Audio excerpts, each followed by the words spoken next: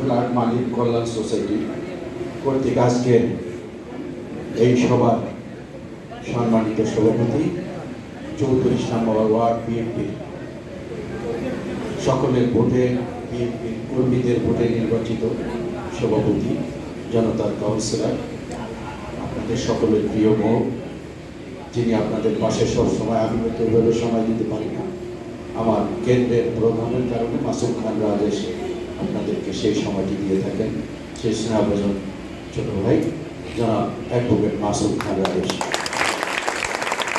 আমার মাঝে উপস্থিত রয়েছেন বাংলাদেশ জাতীয়তাবাদী দল মহিলা দলে আপনারা যাকে দুইবার ভোটে নির্বাচিত করেছিলেন, সংরক্ষিত আসন 31, 33, 34 নম্বর ওয়ার্ডের থেকে বিপুল ভোটে বা তার ভোটটিও ছিনিয়ে নেওয়া হয়েছে সেই আমাদের প্রিয় নেত্রী ঢাকা মহানগর উত্তর মহিলা দলের কারা নির্যাতিত মহিলা নেত্রী অ্যাডভোকেট রুমা লায়লা।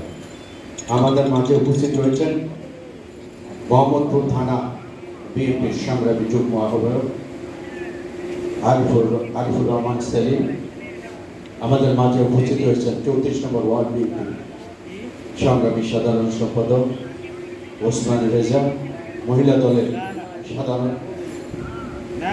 সাধারণ সম্পাদিকা ফাতেমা আক্তার। উপস্থিত সকল নেতৃবৃন্দ, আসলে নাম বলতে গেলে অনেক সময় লাগবে, আপনারা বলেছেন আমি 2-4টি কথা বলে। কুদ্দুস খান, আপনারা জানেন কুদ্দুস সবসময় অ্যারেস্ট হয়, আমার সাথেও জেল খেটেছে অনেকবার, সৌভাগ্য হয়েছে আমার সাথে জেল কাটার। আমি সেই কুদ্দুস খানকে ধন্যবাদ জানাই, উপস্থিত রয়েছে আপনার অত্র এলাকার মুরব্বিয়ান ভাই ও বোনেরা, আসসালামু আলাইকুম। সংগ্রামী সাথীরা, আপনারা জানেন দীর্ঘদিন আজকে বিএনপি ক্ষমতায় যুক্ত হয়েছে, ক্ষমতা ছেড়েছে 18 বছর, আওয়ামী লীগের 16 বছর, তত্ত্বাবধায়কের 2 বছর, কত হলো 18 বছর। 18 বছরে আপনারা তত্ত্বাবধায়কের পরে যেই সরকারটি এসেছে আতায়াতের মাধ্যমে, ভোট চুরির মাধ্যমে, আপনারা সকলে জ্ঞাত। আপনারা কি ভোট দিতে পেরেছেন?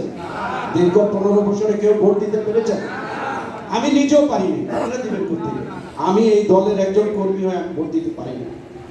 তো আপনাদেরকে বলবো, এই মাদক এবং এই কিশোর গ্যাং নামটি কখন থেকে শুরু হয়েছে বলেন তো আপনারা? 15 বছর আগে থেকে শুরু হয়েছে, আওয়ামী লীগ আমল থেকে শুরু হয়েছে। জসিমউদ্দিন মাহমুদ সাহেব যখন এখানে কমিশনার ছিলেন, উনি তত্ত্বাবধায়কের 2 বছর এবং 5 বছর কমিশনার, পরবর্তীতে এসে আরো 1 বছর, প্রায় 8.5-9 বছরের মধ্যে উনি কমিশনার ছিলেন। এই এলাকায় আমরা ওনার নেতৃত্বে আমরা সকলে মাদক মুক্ত করেছিলাম। প্রতিটি মহল্লায় মহল্লায়, গলিতে গলিতে ঐক্যবদ্ধভাবে তাদেরকে আগে বুঝান, ইয়াং জেনারেশনকে আগে বুঝান যে বাবারে তোমরা এটি ছেড়ে দাও, তোমরা এটি করো না, কারণ তোমার ভাই আছে, বোন আছে, আমাদের মেয়েরা আছে, আমাদের বাচ্চারা আছে, এইদিকে লক্ষ্য রেখে, তোমার ভবিষ্যতের দিকে লক্ষ্য রেখে ছেড়ে দাও।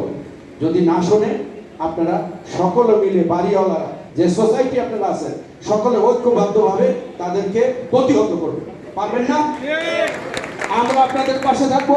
আমাদের প্রশাসনিক ভাইয়েরা, আজকে যে ওসি সাহেব রয়েছেন এখানে, ইফতেখার সাহেব, উনি খুব ভালো মানের অফিসার, যদিও আমার সাথে এখনো ওনার সাথে এই মাত্র পরিচয় হলো।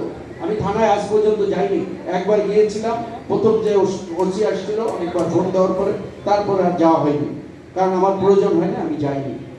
ওনারা হয়তো আমাকে স্মরণ করে না যে ওনাদের মতো মানুষ প্রয়োজন এই থানায়, হয়তো আমাকে এই জন্য স্মরণ করেনি, যাক হয়তো